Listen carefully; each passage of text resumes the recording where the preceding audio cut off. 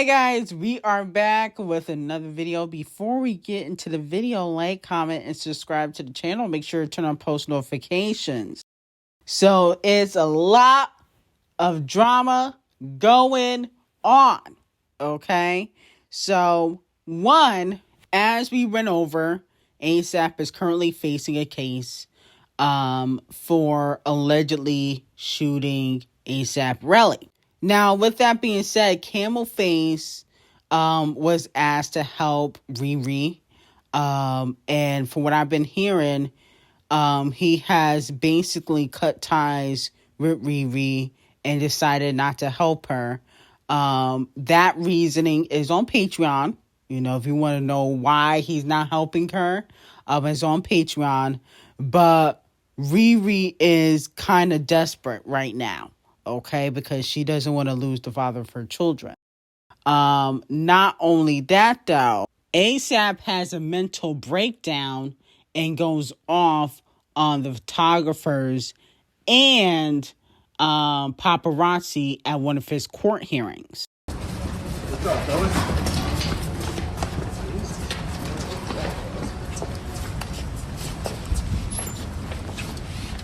So as you can see, he aggressively pushes the paparazzi out of his face. A lot of fans are saying, well, the paparazzi shouldn't have been in ASAP's face.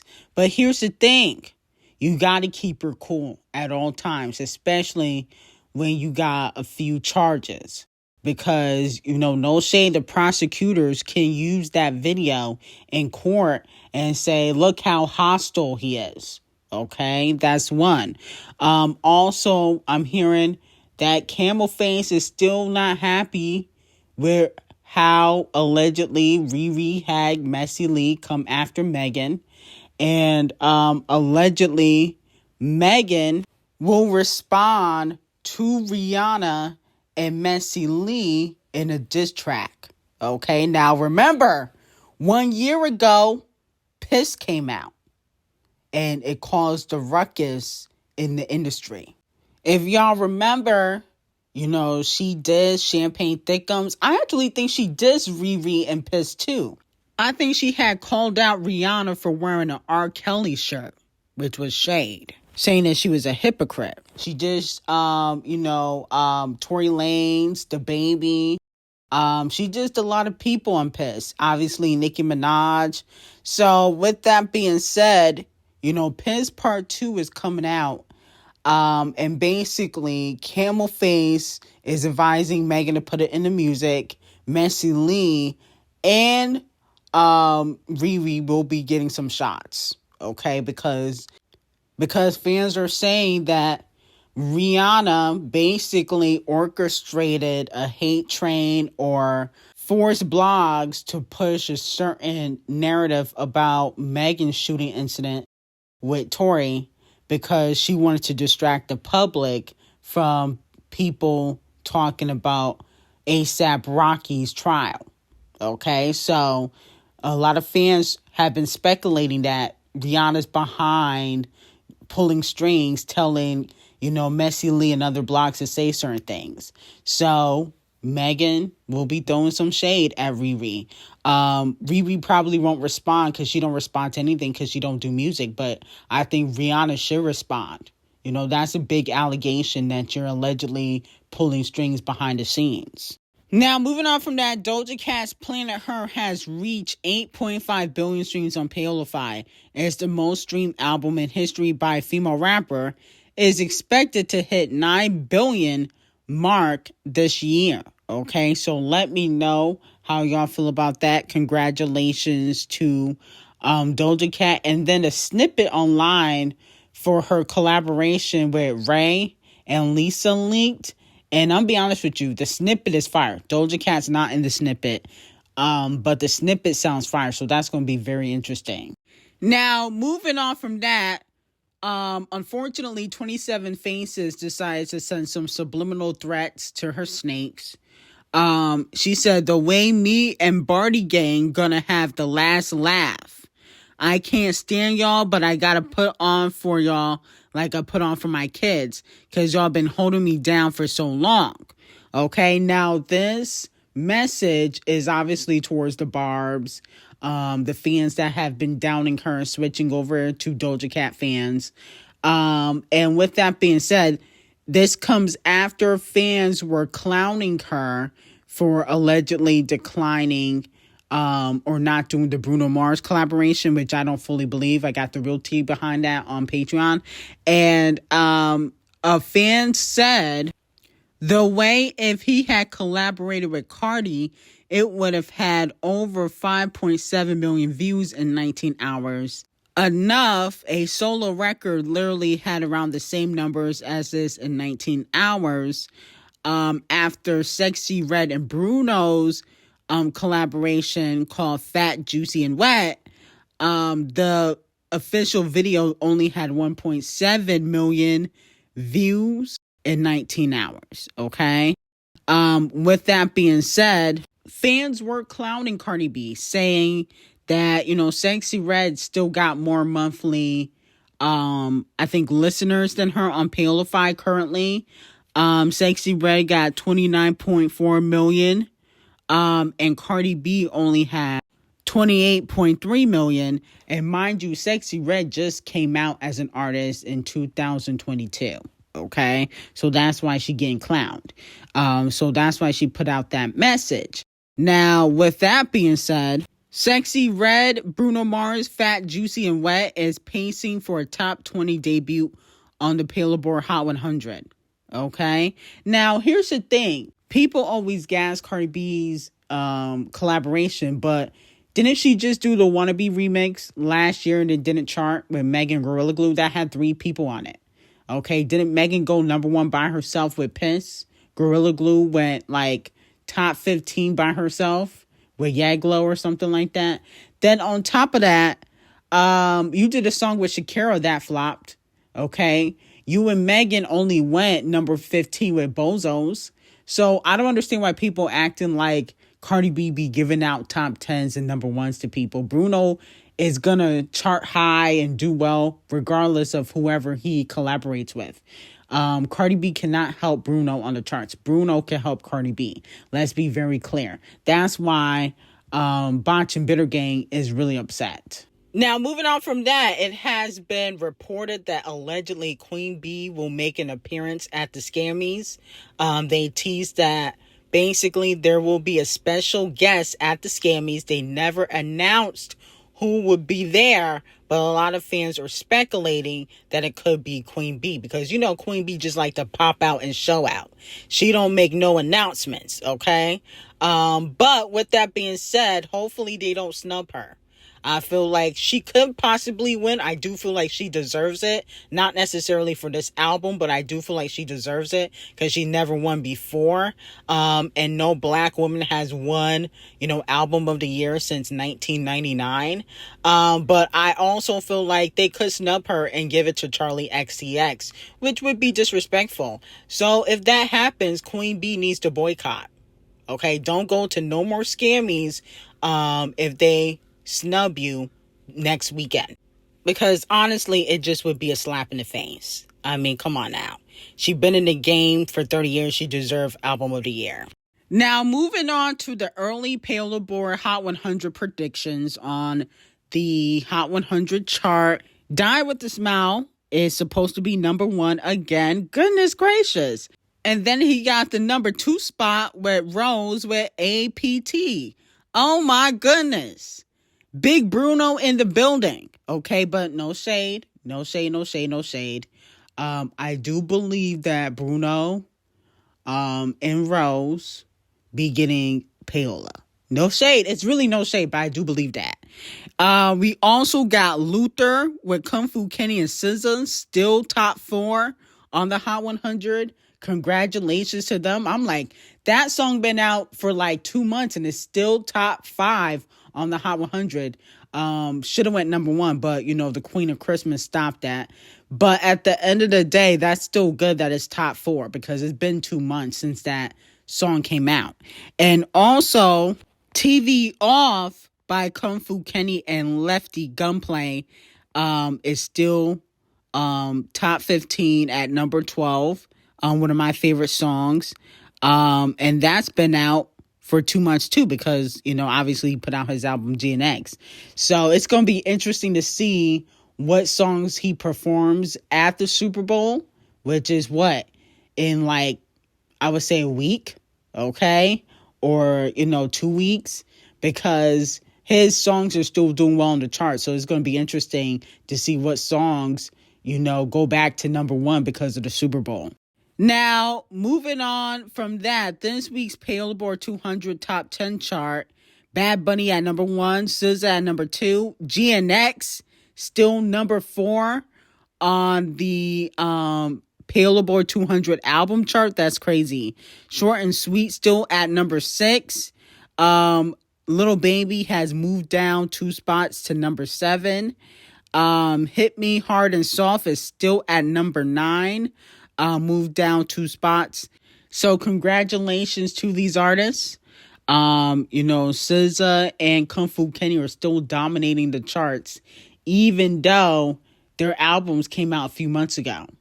Okay, Little Baby, his songs are not top 10, top 20 no more. I don't even think he had a song that went top 10 for his album.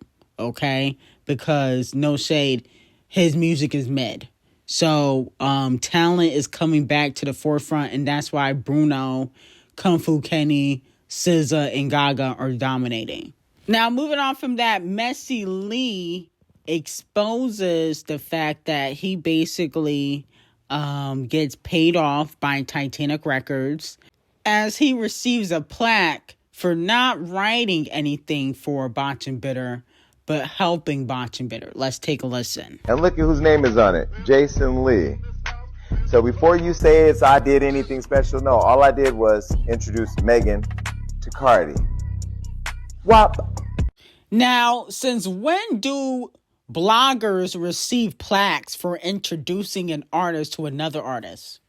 That's very interesting. I don't really believe that he received a plaque for that reason. I think that this is his reward for basically dissing Nicki Minaj throughout the years, pushing certain narratives, and they gave him this plaque right before Cardi B finna drop her next single. Okay, that's what is given. Because I never heard of nobody receiving plaque for introducing an artist to another artist. I never heard of that.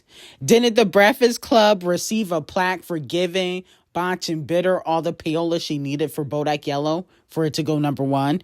Okay, so I don't really believe nothing that Cardi B's minions or people associated to Cardi B have to say. And then another thing is, he be dissing Megan Thee Stallion.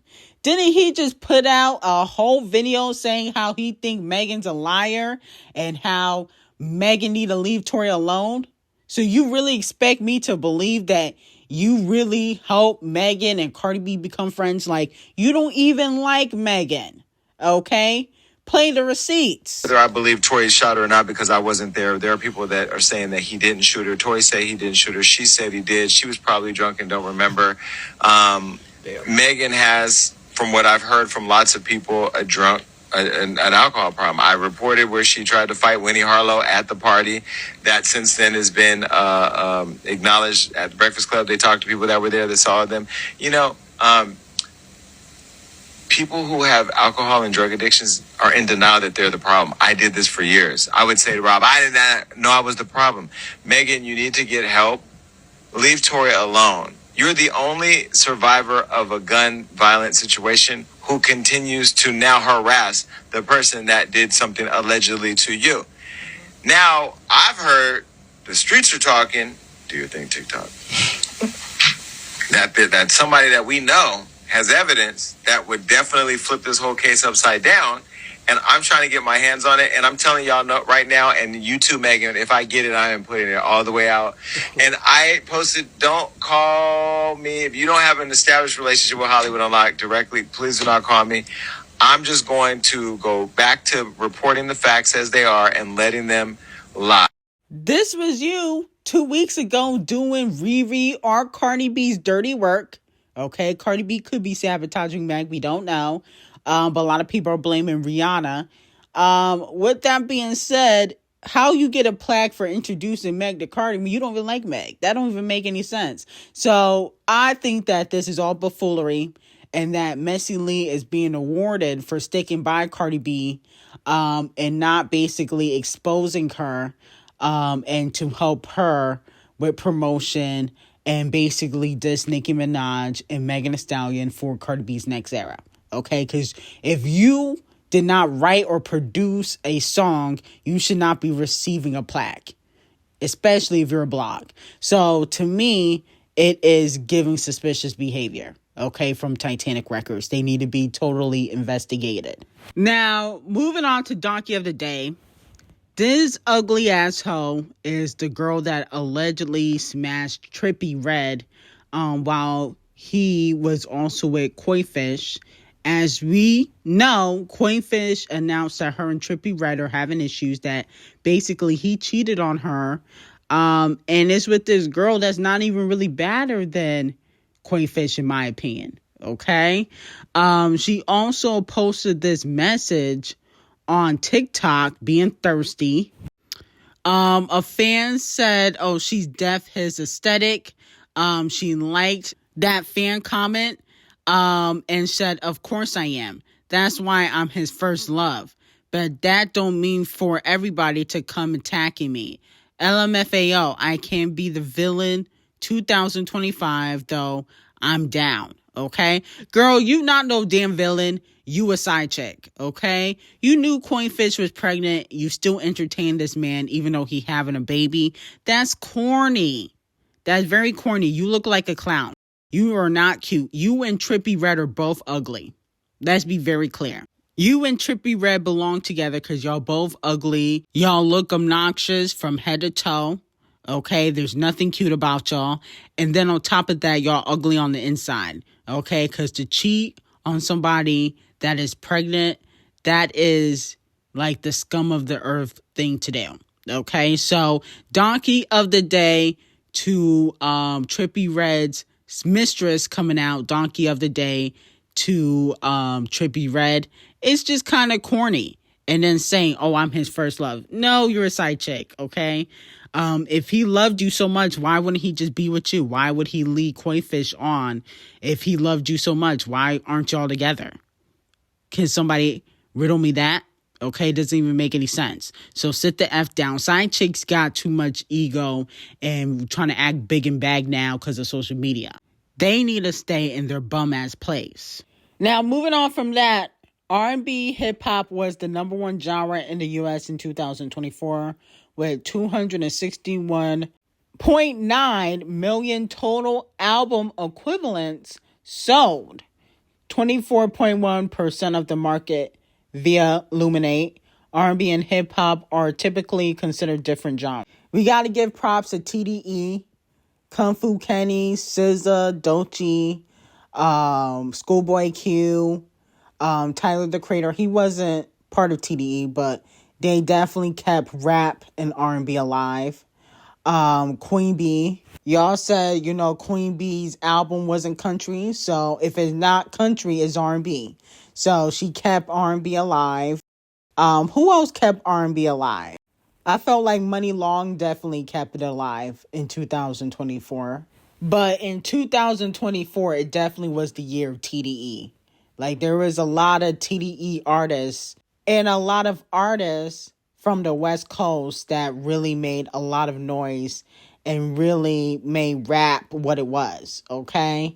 I would give Champagne Thickums props, but if you're suing because of a diss record, that means you lost in 2024, okay? If you got to sue your label because they promoted a diss track, which you heavily participated in the rap beef, that means you lost. So you don't get props. No shade.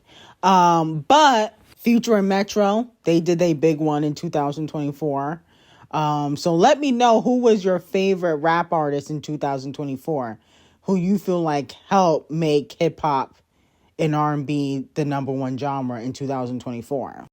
But anyway, I got some hot tea on Patreon. Link will be in the description. And make sure you guys subscribe to my behind the scenes blog on YouTube. Link will be in the description. And have a great day.